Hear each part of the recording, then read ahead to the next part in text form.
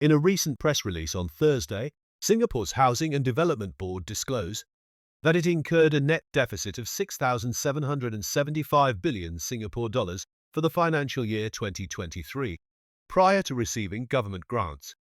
According to HDB, this deficit represents an increase from the 5.38 billion Singapore dollars deficit recorded in financial year 2022.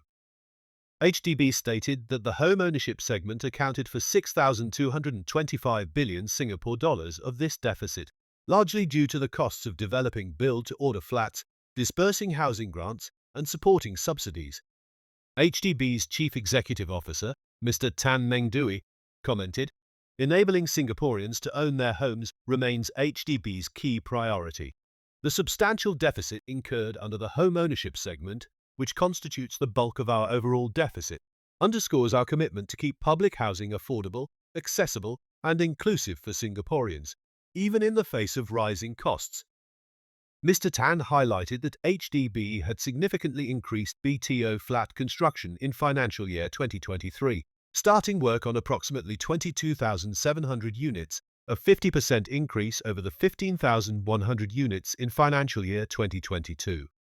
He further noted that HDB continues to offer BTO flats at considerable market discounts, alongside additional subsidies for prime location public housing flats to ensure broad accessibility. HDB detailed that the 6,225 billion Singapore dollars home ownership segment deficit stemmed primarily from expected deficits related to flats currently under development, losses on flat sales, and the distribution of CPF housing grants.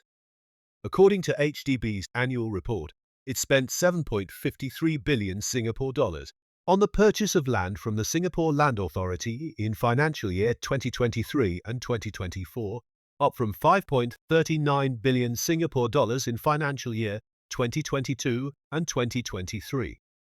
In financial year 2023, HDB also reported enhanced efforts to improve rental housing for lower-income Singaporeans, increasing expenditure in this area to about 160 million Singapore dollars, up from 141 million Singapore dollars in financial year 2022.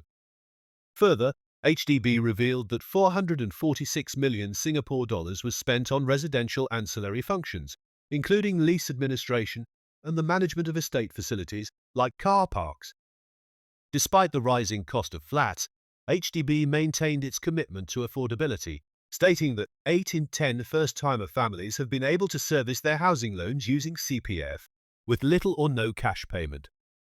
HDB added that since 2021, it has launched over 82,000 flats and remains on track to reach 100,000 by 2025 to meet increased demand. In response to ongoing concerns over housing prices, HDB stated that it operates without profit and emphasized its commitment to public housing affordability, adding, "We will continue to review our housing policies and make adjustments where necessary to support the housing needs and aspirations of Singaporeans and ensure that public housing remains fair and inclusive."